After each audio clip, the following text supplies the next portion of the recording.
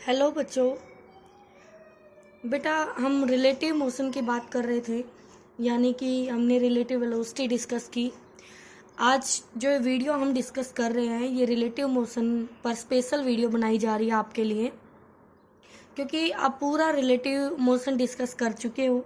Relative velocity क्या होती है हमने फाइंड आउट की, 1D में फाइंड आउट की, 2D में फाइंड आउट की। ठीक है बच्चों, अब हमें देखना है कि जो रिलेटिव मोशन है उसके लिए सबसे जो इम्पोर्टेंट रोल होता है वो आपके फ्रेम ऑफ रेफरेंस का होता है। हम पहले भी डिस्कस कर चुके हैं फ्रेम ऑफ रेफरेंस क्या होता है, आज फिर से उसका रिकैप देख लीजिए। तो बेटा, फ्रेम ऑफ रेफरेंस में हमने क्या बातें की थी, आपको अगर याद हो, आपको ये बताया गया था कि जो फ्रेम ऑफ रेफरेंस होता है, frame of reference, frame of reference, एक बार अच्छे से इसको समझ लीजिए फिर से, ये बार बार आता रहेगा आपके लिए। अभी आया हुआ है, ये आप थर्ड यूनिट डिस्कस करेंगे लॉज ऑफ मोशन, वहाँ पे ये फिर से आएगा फ्रेम ऑफ रेफरेंस, मतलब हम फिर से इसकी बात करेंगे। तो आप सुनिए, मैंने आपको बताया था कोई भी जो फ्रेम ऑफ रेफरेंस होता है उसके लिए तीन चीज़ें इम्पोर्टेंट होती है। तीन चीज़ों में क्या क्या है? सबसे पहले एक ऑब्जर्वर होता है बेटा। ये एक्चुअल में फ्रेम ऑफ रेफरेंस क्या करता है, वो उसके लिए ये एसेंशियल पार्ट्स है। एक ऑब्जर्वर होता है बेटा, उसके पास टाइम देखने के लिए वॉच होती है बच्चों, यानी वो अपने साथ एक घड़ी रखता है, और एक कोऑर्डिनेट एक्सिस लेके, कोऑर्डिनेट एक्सिस का सेट लेता है वो अपने साथ, ताकि उस कोऑर्डिनेट एक्सिस, कोऑर्डिनेट एक्सिस क्या है, तीन कोऑर्डिनेट आपके पास एक्सिस हैं जो म्यूचुअली परपेंडिकुलर हैं, ये और ये तीनों जहाँ कट करती है उसको हम ओरिजिन बोल देते हैं, ओ पॉइंट ले लेते हैं। ये एक्स एक्सिस, ये वाई एक्सिस, ये जेड एक्सिस। अब मान लीजिए आप कहीं भी बैठे हो, फॉर एग्जांपल आप यहाँ हो और आपके हाथ में एक वॉच है, ठीक है, आपके पास टाइम देखने के लिए घड़ी है, और यहाँ पर कहीं एक बॉडी अपनी मूवमेंट शो कर रही है। तो आप क्या करोगे, आप अपनी इस कोऑर्डिनेट एक्सिस, ये जो आपने सेट लिया है कोऑर्डिनेट एक्सिस का, इसके ओरिजिन पॉइंट के रिस्पेक्ट में आप उसकी पोजीशन लोकेशन डिफाइन करोगे कि भाई ये इसकी आर पोजीशन है, यानी ओरिजिन से ये इतनी दूरी पर है। ठीक है, फिर जैसे जैसे वो मूव करेगा तो आप बताओगे, अपने टाइम से देख लोगे कितना डिस्टेंस कितने टाइम में उसने ट्रेवल किया है, तो आप वहां से उसकी स्पीड बता सकते हो, आप उसकी वेलोसिटी बता सकते हो। तो इस तरह से आप उस बॉडी का मोशन डिस्कस कर सकते हो। तो बच्चों, आपको ये बात तो समझ में आ गई होगी कि फ्रेम ऑफ रेफरेंस क्या है। ठीक है, तो यहाँ पे भी सिंपल लैंग्वेज में लिखा है कि a frame in which an observer sits with a clock and make observations.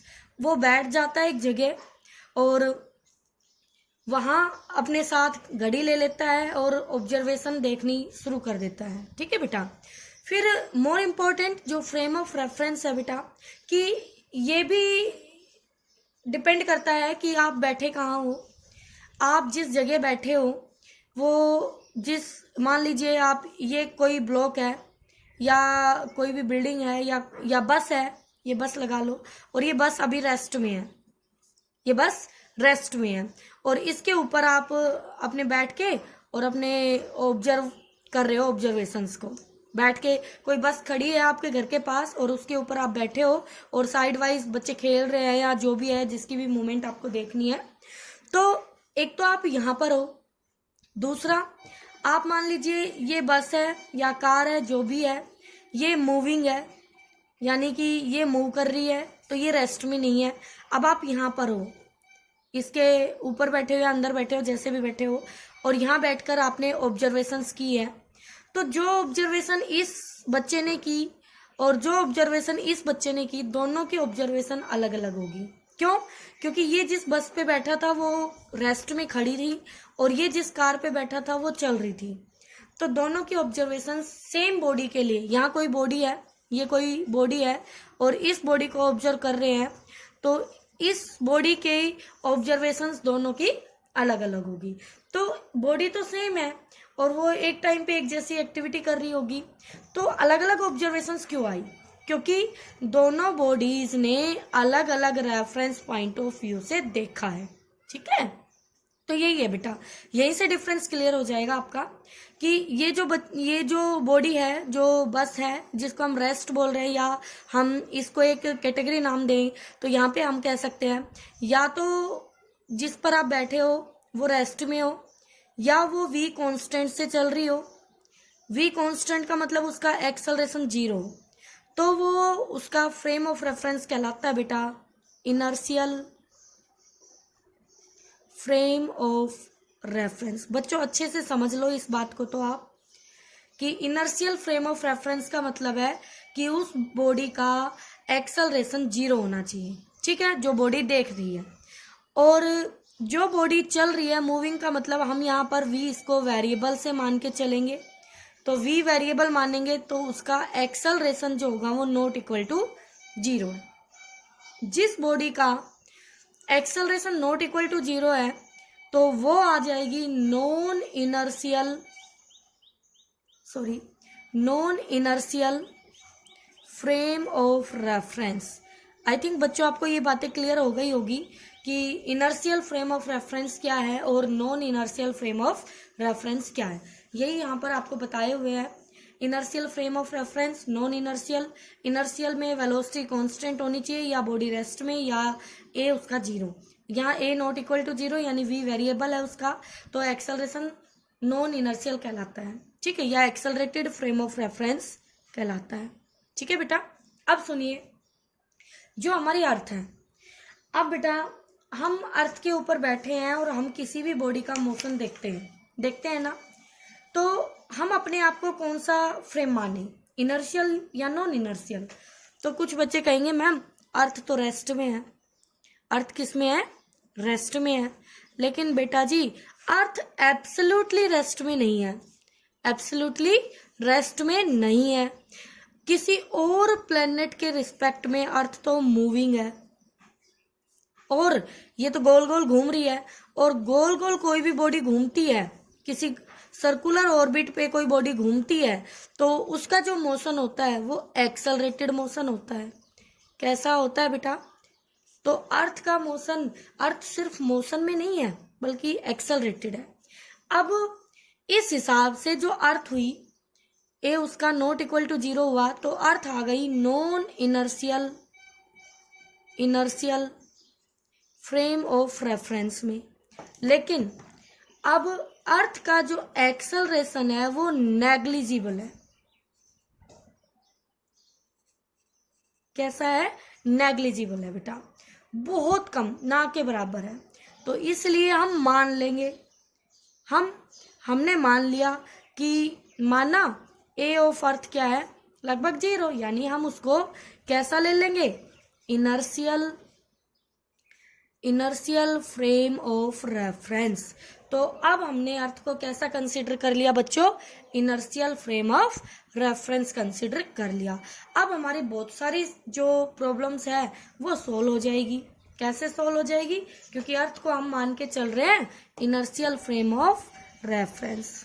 क्यों माना वो आपको मैंने बता दिया कि उसका जो मोशन है वो बहुत ही स्लो है, तो नियर द अर्थ सरफेस हम किसी भी बॉडी का मोशन देखेंगे तो उसको इनर्शियल ले लेंगे आप। ठीक है, अब चलिए स्टार्ट करते हैं टॉपिक एक एक करके, नई ट्रिक से जो आपको करने हैं। सबसे पहले आता है रिलेटिव पोजीशन। बेटा जी रिलेटिव पोजीशन क्या होता है अब आप खुद ही समझ जाएंगे। जैसे अगर मैं इसी एग्जाम्पल में बात कर लूँ तो आप देख लीजिए, क्लियर है। यहाँ पर मैंने ये एक ओरिजिन माना है, ठीक है। तो ओरिजिन से मैं चलूँ तो मैंने यहाँ डिस्टेंसेस मार्क किए हुए हैं 1 2 3 4 5। मान लो ये मीटर में है, ये किस में है बेटा? ये डिस्टेंसेस एक्स है आपके और वो मीटर में मेजर हो रहे हैं, ठीक है। तो एक बॉडी ए है, एक बॉडी बी है और एक बॉडी सी है।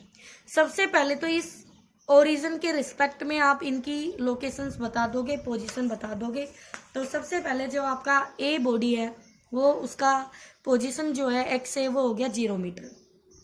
तो बच्चों यही होता है कि मान लो अब मैं ऑब्जर्वर हूँ और मेरे लिए ये कोऑर्डिनेट एक्सिस है और ये मेरा ओरिजिन है, और अगर मुझे वेलोसिटी देखनी होगी तो मैं टाइम देखूंगी, नहीं तो यहाँ से सिर्फ पोजीशन बतानी है तो मैं सिर्फ इसको ऑब्जर्व करके बता दूंगी पोजीशन क्या है। तो ए बॉडी की हो गई 0 मीटर बेटा, बी बॉडी की हो गई 2 मीटर बेटा, और सी की हो गई 4 मीटर। बता दोगे। अब आती है रिलेटिव। अब मुझे ये देखना है कि बी जो है वो सी के रिस्पेक्ट में कहाँ है। अगर मेरी ये डायरेक्शन डिस्टेंस की ये डायरेक्शन मैं पॉजिटिव मानती हूँ तो सीधी सी बात है ये वाली डायरेक्शन हमें नेगेटिव शो करेगी। बोलो बच्चों। बिल्कुल मैम। तो बेटा जी सी के रिस्पेक्ट में बी की पोजीशन बतानी है तो कुछ दिक्कत नहीं है। एक्स आपने बी सी लिखा, पढ़ना कैसे है, position of B with respect to C, वही position of B minus position of C. चले हम बी की वैल्यू रख दी 2 और माइनस फिर एक्स सी की वैल्यू रख दी 4। ये आ गया -2। -2 का मतलब ये है कि सी से नेगेटिव डायरेक्शन में 2 मीटर की दूरी पर बी बैठा है। क्या ये सही आया है? यस फ्रेंड, सही आया है। इसी तरह सी को बी के रिस्पेक्ट में देखें तो X C minus X B equal to 4 - 2, ये 2 मीटर। इसका मतलब बी से पॉजिटिव डायरेक्शन में चले तो 2 मीटर की दूरी पर सी बैठा है। बिल्कुल सही है। इनको ही बोलते हैं रिलेटिव पोजीशंस, एक के रिस्पेक्ट में दूसरी की पोजीशन बताना। अब हो गया x A C, x A minus x सी, तो यहाँ पे सी के रिस्पेक्ट में ए जो है वो नेगेटिव डायरेक्शन में 4 मीटर की दूरी पे बैठा है। ठीक है बेटा, तो ये है आपके पास रिलेटिव पोजीशंस। ठीक है, तो पढ़ना कैसे है वो मैंने लिख दिया। Relative position of A with respect to B, उसका ये आपकी रिप्रेजेंटेशन है और ये उसका फॉर्मूला बनेगा। कर लोगे बेटा? आगे देखो। ठीक है, अब देखिए आगे चलते हैं। तो नेक्स्ट है, अब आप रिलेटिव वेलोसिटी पढ़ चुके हो। बिल्कुल, यहाँ थोड़ा पानी गिर गया बेटा इसलिए पेपर ऐसा हो गया।